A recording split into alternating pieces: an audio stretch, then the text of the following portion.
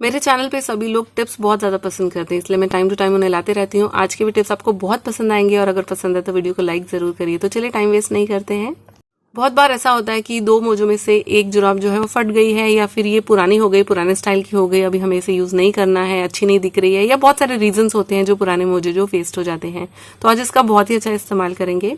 इस तरीके के गॉगल्स या नज़र वाले चश्मे, बच्चों के चश्मे हमारे घर में अक्सर होते हैं, लेकिन उन सभी को रखने के लिए उतने सारे बॉक्सेस नहीं होते। अभी छोटा चश्मा था, छोटे डब्बे में डाल दिया, लेकिन बड़े चश्मे कहाँ रखें, तो इसके लिए बहुत ही अच्छा जुगाड़ लाई हूँ। इसके ऊपर स्क्रैचेस ना आए इस वजह से मैं इसको इस तरीके से सॉक्स में रख देती हूँ। और ख़ास तौर पर जब हम ट्रैवल करने वाले होते हैं और अपने चश्मे को ऐसे ही पर्स में या बैग में डाल देते हैं, एक तो उनके टूटने का डर होता है, अगर किसी ने हल्का सा भी उसके ऊपर वजन डाल दिया तो क्रैक आ जाएगा या फिर स्क्रैचेस आए जाएंगे, इस बात का हमें डर होता है। अब इतने सारे पाउचेस, इतने सारे डब्बे चश्मे के कहाँ से लाएं, तो ऐसे में मैं क्या करती हूँ, पुराना मोजा यूज़ करती हूँ। ये देखिए पर्स में मैंने डाल दिया है, कोई भी स्क्रैच नहीं आएगा। अगर गलती से किसी ने थोड़ा सा वजन इसके ऊपर डाल भी दिया तो चश्मा बिल्कुल नहीं टूटेगा, बिल्कुल सेफ और सिक्योर रहेगा। अगर टिप पसंद आई तो वीडियो को लाइक करें और अब अगला टिप देखते हैं। चूड़ियाँ वगैरह पहनने का शौक तो हम सभी को होता है, मुझे है, मेरी बेटी को भी है। और मेरी बेटी की ना कुछ चूड़ियाँ थी जो मुझे फिट नहीं बैठ रही थी, लेकिन वो इतनी खूबसूरत थी, मेरे ड्रेस के साथ मैच कर रही थी और मैंने तो जिद पकड़ ली थी कि मुझे वही वाली पहननी है। तो ऐसे में क्या करें, हमारे मोटे मोटे हाथ, छोटी छोटी चूड़ियाँ, तो उसके लिए जब हम इस तरीके से पहनने की कोशिश करते हैं तो अगर चूड़ी तो ठीक ठीक साइज़ की है तो ज़बरदस्ती डालो, साबुन तेल लगा के कुछ ना कुछ करके हो ही जाता है।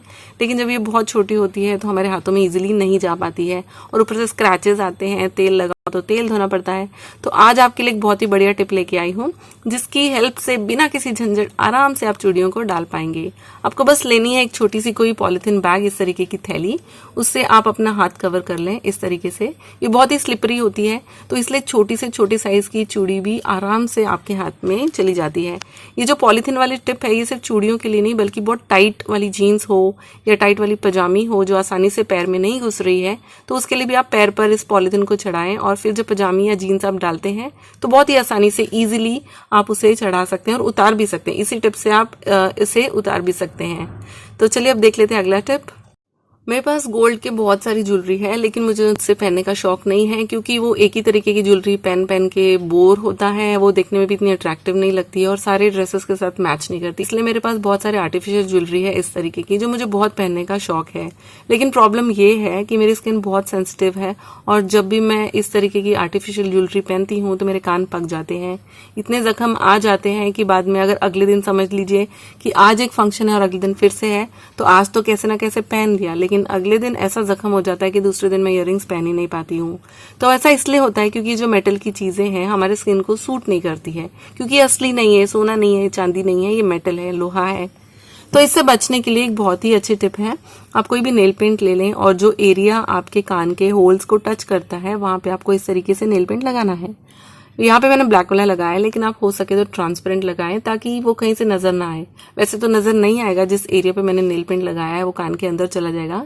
ऐसा करने से जो मेटल है हमारी स्किन को टच नहीं होता है, जिसकी वजह से हमें कोई जख्म नहीं होता है। और एक और चीज, इस तरीके की इयररिंग्स को पहनने से पहले अपने तेल को अपने कानों को अच्छे से तेल भी लगा लें, उससे भी वो ज्यादा जख्म नहीं होता है। तो आई होप आपको ये टिप पसंद आई होगी। अगर फिर भी जख्म हो जाए तो मुझे बताना, क्योंकि उस जख्म को ठीक करने के लिए भी मेरे पास एक बहुत ही बढ़िया इलाज है। तो खैर वो मैं किसी और वीडियो में बताऊंगी। अब देख लेते हैं इन आलूओं को। देखिए बड़े बड़े बेचारे यहाँ वहां से उग रहे हैं। ऐसा इसलिए होता है कि जब बहुत दिनों तक हम आलूओं को रखते हैं और आसपास कोई मॉइस्चर होता है तो इसकी जड़ें निकलने लगती हैं, और अगर जड़ें निकलें तो आलू खराब हो जाता है। तो ऐसा ना हो इसलिए क्या करें, आप बीच बीच में चेक करते रहें। अगर इस तरीके से जड़ निकल भी गई है तो कोई बात नहीं, आप सारी जड़ों को इस तरीके से उखाड़ दें। जब जड़ ही नहीं रहेगी तो ये क्यों उगेगा। एक बार जब इसकी जड़ें कट जाती हैं तो आलू जो है वो ग्रो होना बंद हो जाता है, जिसकी वजह से हमारे आलू बच जाते हैं। अगर आप इन जड़ों को ना निकालें तो आप देखेंगे 1-2 दिन के बाद आलू जो सड़ जाता है, गंदी सी स्मेल आने लगती है और वो आलू हम यूज भी नहीं कर सकते। तो ऐसा मैं अक्सर करती हूँ। अगर समझ लीजिए सस्ते ले आई हूँ, ज़्यादा क्वांटिटी में ले आई हूँ और जड़ें निकल रही हैं, तो उस टाइम पे ये वाली टिप बहुत काम आती है। आपके जो आपने मेहनत से कमाए हुए पैसे हैं जिनसे आप आलू लेके आई हैं वो वेस्ट नहीं होते हैं। तो आई होप फ्रेंड्स आपको ये टिप्स पसंद आई होंगी। अगर पसंद आई तो वीडियो को लाइक ज़रूर करें, और अगर किसी भी टिप में कोई डाउट है और अगर आपको लग रहा है कि अच्छा नहीं है तो मुझे कमेंट करें, ये टिप बिल्कुल भी अच्छा नहीं था। मैं जानना चाहती हूँ कि मेरे वीडियोस पे क्या अच्छा है क्या बुरा है। अगर आप कमेंट करके बताएंगे तो मैं ये भी जान पाऊंगी। तो चलिए फ्रेंड्स आज के लिए बस इतना ही। Thank you so much.